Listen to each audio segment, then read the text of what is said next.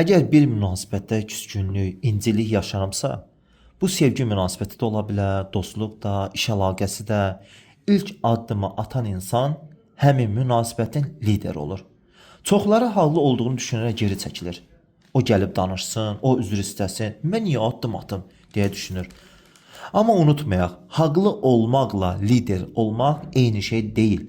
Liderlik məsuliyyət götürməkdən keçir. Özünə sual ver, bu münasibətin istiqamətini dəyişmək istəyirsənmi? O zaman gözləmə.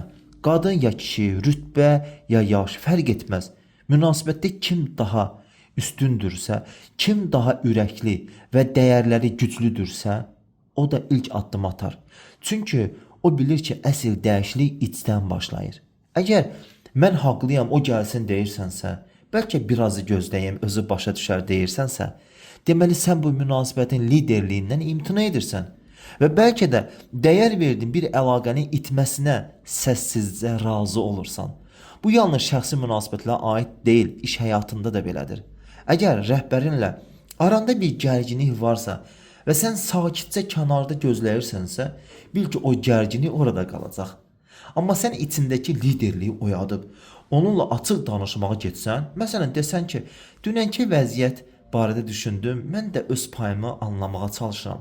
Sizin baxış bucağınızı da öyrənmək istərdim. Gələcəkdə bu cür anlaşılmazlıq olmasın deyə necə daha sağlam irəliləyə bilərik?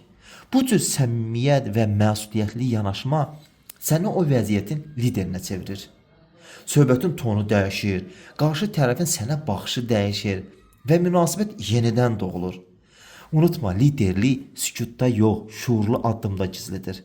Liderlik üstünlük iddiası deyil, dəyişimi başlatmaq cəsarətidir.